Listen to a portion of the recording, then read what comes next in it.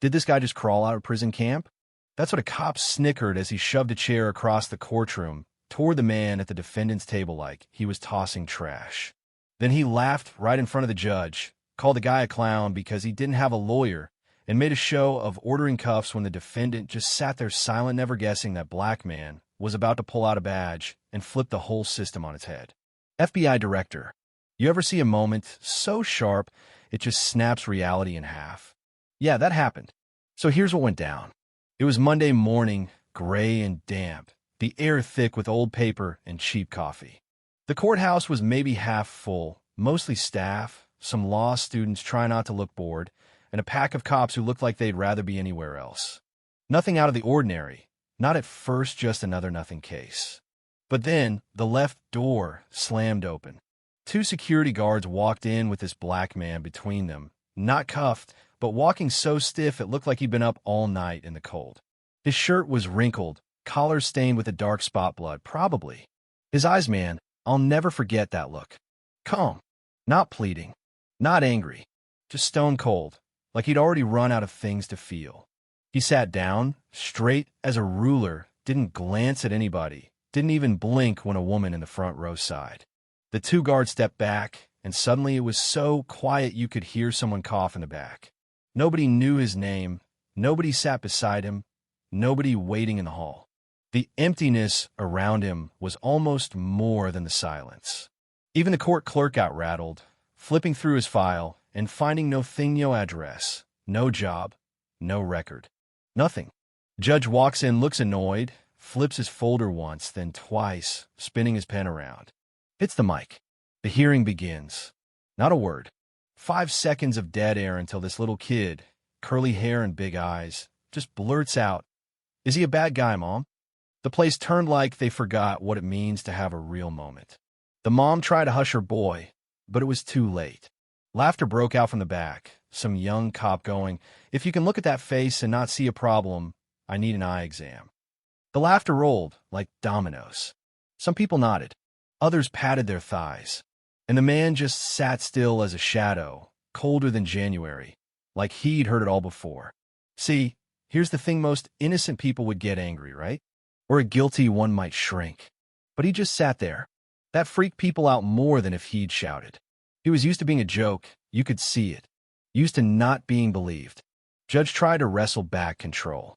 Defendant's name? Silence. Clerk whispers, no name in the file. Judge gets all stiff, tries again. Do you have legal counsel? A slow nod, no. You wish to make a statement. The man looked up, just long enough to make the judge lean back a half inch. But he said nothing. The silence got heavy, not from fear, but confusion. Like, what do you do when the target just won't play the game? Someone at the back turned on their phone to record. Got him in the frame, blood-stained, shining like a badge. Someone else sent a photo to an office group chat. Live show this morning. Got your tickets. But here's the twist: they all thought they were the audience, not realizing they were just extras in a trial that wasn't about one man. It was about the system. When another officer started up a body cam video arrest at night, flashing lights, the black man on the ground, arms up, and someone yelling, "He's resisting," everyone perked up. The footage glitched. Tech says it's corrupted. The cop grinned. Corrupted's the new word for edited. A clerk muttered, but nobody cared. They were too busy watching someone else's humiliation, ready to laugh again. Then a young staffer played a video he'd shot that morning, just a man entering the courtroom, the bloodstain on his collar. He joked about slapping a laughing filter and TikTok music on it, calling it this morning's black show. More laughter. More applause. A couple of secretaries doubled over in the back, tears of laughter. The man at the center just stared at nothing, his silence like a mirror showing everyone what they really looked like. You know what I mean? It's not always the shouting that sticks. Sometimes it's the silence, the way it makes you face yourself. Judge tried again, nervous now. Do you want a court-appointed attorney? A single, deliberate shake of the head. You will represent yourself? Finally, he spoke, voice low and deep. I will represent myself. The mic buzzed from the weight of it. A pen rolled off a table, landing right under his feet. A court reporter bent down to pick it up, looked up, caught his eyes, and flinched. I saw it like she'd looked too long into something bottomless. The hearing dragged on, but it was all for show. The man wasn't fighting. He wasn't pleading. He was just there, refusing to react, and the more he did nothing, the more the room twisted itself into knots trying to provoke him. One cop read his file out loud. No job, no address, no education. Model citizen, huh? The law students in the back howled. Someone even slapped his leg and yelled, "Who invited the clown?" But then an older man stood up and barked. "You think this is a joke? You're laughing at a man's right to exist." He got thrown out for disturbing public order, but his look lingered, a warning nobody wanted to face. And then, as if things weren't ugly enough, a TikTok video started playing his face, looped, set to a parody song. Walking into court like a catwalk, cold as cash, but looks like a job interview flop. Laughter now was wild, unrestrained. A security chief leaned in and whispered, "Bet this guy played a corpse on Law and Order."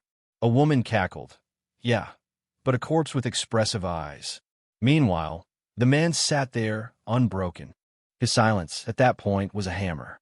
Every laugh, every jeer bounced back at them, and I swear, it started making the room colder. Then a woman slipped in, plain gray blouse, envelope in hand. Showed a federal liaison card. Nobody dared question her. She handed the envelope to the man, turned, and walked right out. Inside was a folded piece of paper. Prepared. No signature, nothing else. He read it, tucked it away, and kept sitting.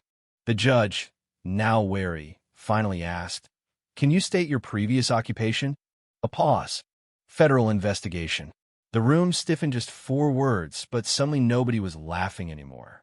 A tech in the booth tried to pull his file, got a security lockout, classified assets denied. Tried again. Code G44. The kind of code that shouldn't exist for anyone in this courthouse.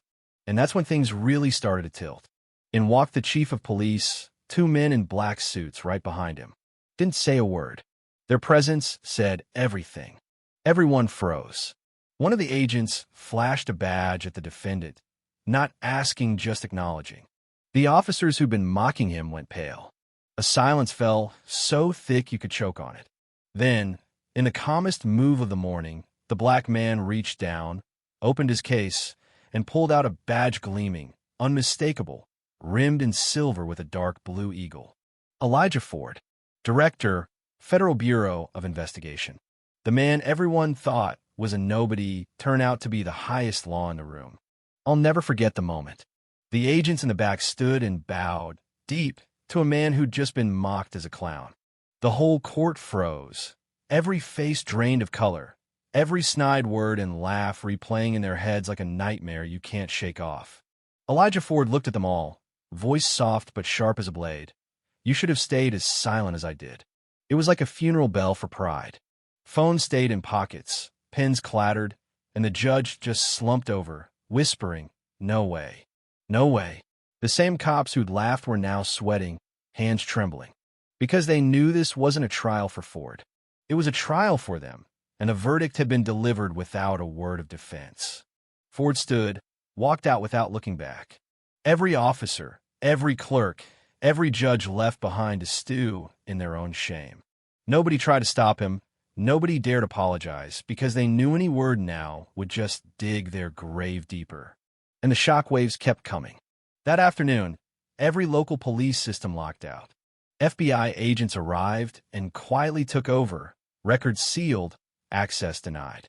Officers who'd been laughing at 4 in the morning were suspended by nightfall, names wiped from databases, no explanations given, just gone. Sponsors yanked their funding. City politicians hid behind closed doors, and the mayor was left apologizing to the nation, not just for himself, but for all of them. Social media? A dumpster fire. The mocking video hit 1 million views, then vanished under a wave of investigations. The "We Failed" hashtag trended for days. Law schools scrapped their quizzes for essays on the trial's failure. News anchors stopped spinning a truth was just too big to ignore.